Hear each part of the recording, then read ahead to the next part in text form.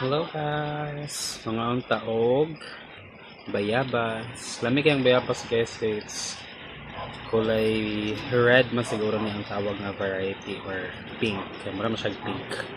So mga ang tanimin niya guys. So naata diri suka guys. Suka and then napunday asin. Mga ang ta first bite.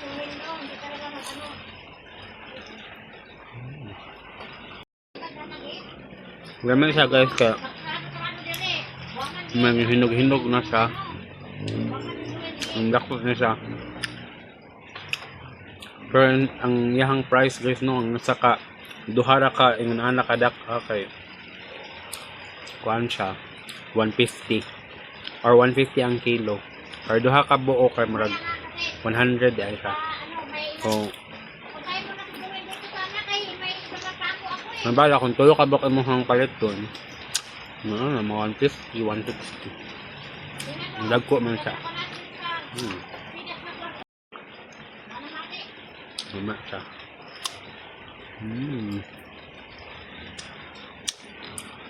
Taasin na ito sa ikon kay Kamis pero kaya na ito sa suka. Or sa asin sa. Karon kaya try na ito siya sa suka.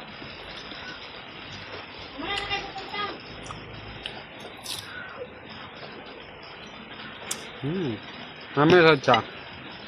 Kaya nag-complement bitaw ang iyahang sour at the same time the saltiness of the salt. Na tamis pa yun ang kaong. Tamis nga may pagka-bitter ang iyahang panit. So wala na ko sa panit eh. Kaya malaman daw ang vitamins dire. Diba? Is that true? For the truth? Ano siya ang fairness? Pero kung nag-crave din ka niya, mas hindi siya nga. Nag-partner siya sa asin. Ano siya?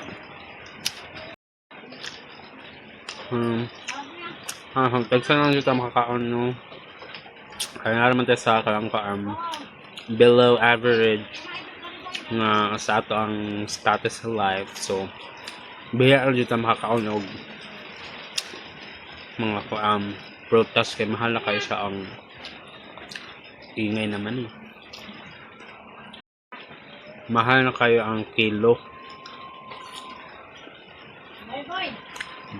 Dami yan. So naman mahal siya sa kuam. Ato i-try nga. Kung saan tayo sa dire suka tapos asin.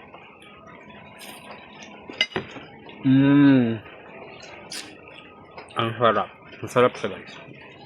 Like the combination of this sweetness, this sourness of the suka, and at the same time the saltiness of the asin, lami siya guys.